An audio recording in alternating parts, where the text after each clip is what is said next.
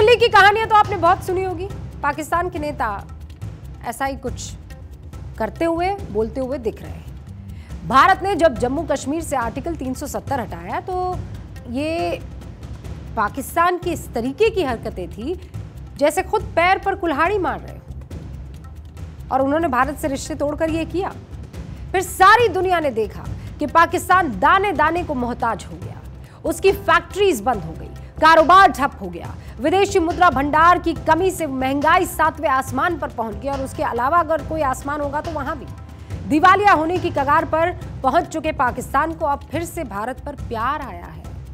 वो गाना है ना, आज फिर तुम पे प्यार आया है।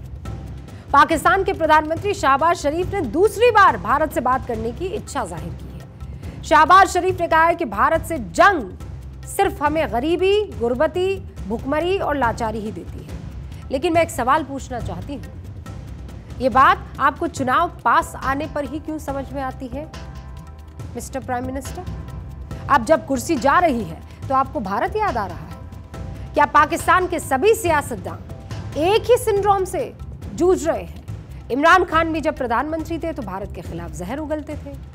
जब से उनकी कुर्सी गई है तो भारत उनको बहुत पसंद आता है, तारीफों के एकदम पुल बांध देते हैं। आखिर पाकिस्तानी नेताओं को कुर्सी पर रहते हुए ये समझ क्यों नहीं आता कि भारत से अच्छे संबंध रखना कितना जरूरी है? हम तो जानते हैं अपना घर बचाना, पर आप तो देखो, 12 अगस्त की रात 12 बजे शहबाज शरीफ का कार्यकाल पूरा हो जाएगा। शहबाज पीएम की कुर्सी छोड़ देंगे। कुर्सी छोड़ने से पहले शहबाज ने भारत के लिए क्या कहा, सुनिए। And we had 3 wars fought in the last 75 years. And what happened? I'm being very honest with you. It generated more poverty, unemployment, and lack of resources to finance education. We are prepared to talk to them, provided that the neighbor is serious to talk serious matters on the table. Because war is no more an option.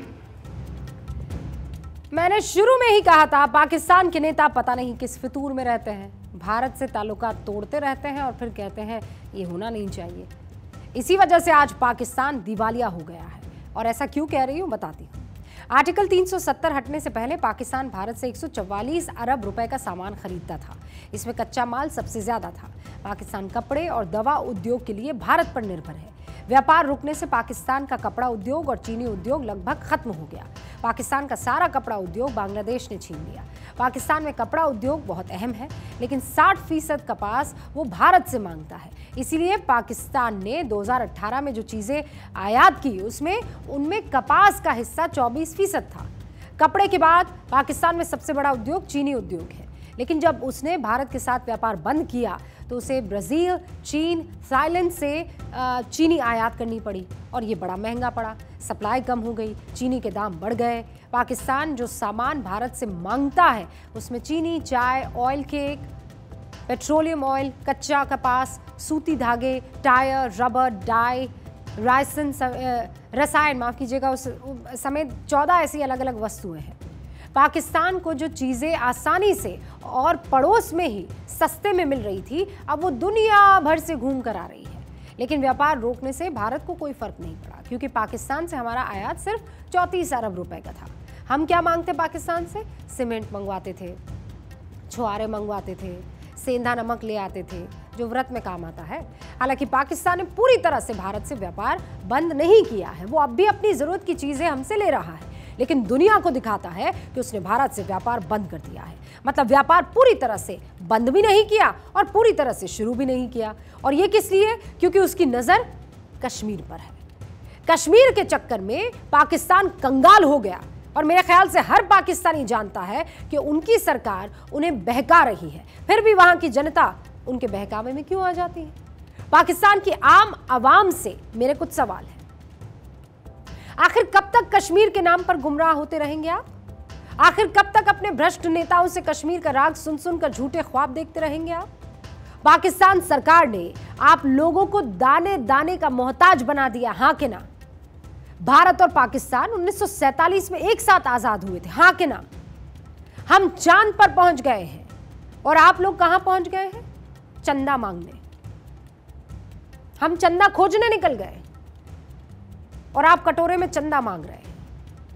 हमारे यहां से Google, Microsoft जैसी बड़ी कंपनियों के CEO निकल रहे हैं, लेकिन पाकिस्तान दुनिया को क्या दे रहा है?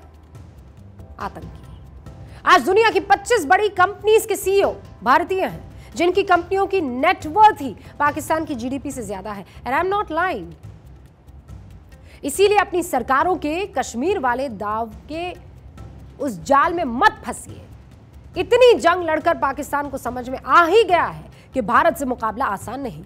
कश्मीर भारत का है, था और रहेगा इंशाअल्लाह मरते दम तक। मेरी सलाह है, इसके बजाय विकास पर ध्यान दीजिए। ये जो शहबाज शरीफ बातचीत की बड़ी बड़ी बातें कर रहे हैं, हम जानते हैं कि इसमें सिर्फ राजनीति है, क्योंकि पाकिस्तान में पहली बार खनिज शिखर सम्मेलन हो रहा है। सारी दुनिया का ध्यान सम्मेलन की तरफ जाए, इसीलिए शहबाज ये बयान दे रहे हैं। इसके अलावा आईएमएफ से किस्त मिलने में भारत की तरफ से कोई मुश्किल ना हो, ये भी वजह है। मतलब अंतर्राष्ट्रीय समुदाय को खुश करने और अपनी छवि सुधारने के मकसद से शहबाज बातचीत वाला झूठ बोल रहे हैं। पिछली बार आईएमएफ से किस्त मिलने से पहले भी शहबाज ने ऐसी बातें दोहराई थी। क्या कहा था, याद कीजिए आप? भारत से जंग लड़कर हम सबक सीख चुके हैं। जंग से हमें समय और संसाधन सिर्फ बर्बाद होते हुए दिखे हैं। जंग से सबक सीख लिया है, अब अमन चाहते हैं। भारत के साथ हम युद्ध नहीं चाहते, शांति चाहते हैं। गोला बारूद नहीं, शिक्षा पर खर्च करना चाहते हैं। कंगाली, गरीबी, बेरोजगारी लेकर ये जंग आती है। कश्मीर मुद्दे पर भारत से हम वार्ता चाहते हैं। अरे हम आपसे वार्ता नहीं चाहते, हम पीओके चाहते हैं।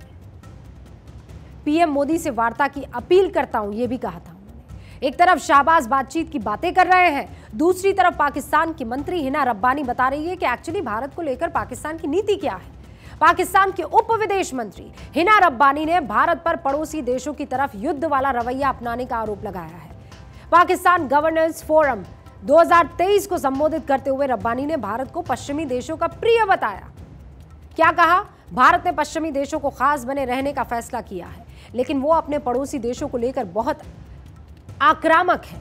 रब्बानी के मुताबिक भारत अपने पड़ोसियों को लेकर काफी छोटी सोच रखता है। ऐसा है मैडम हिना रब्बानी जी। सुनिए आप, छोटी सोच भारत की नहीं, पाकिस्तान की है।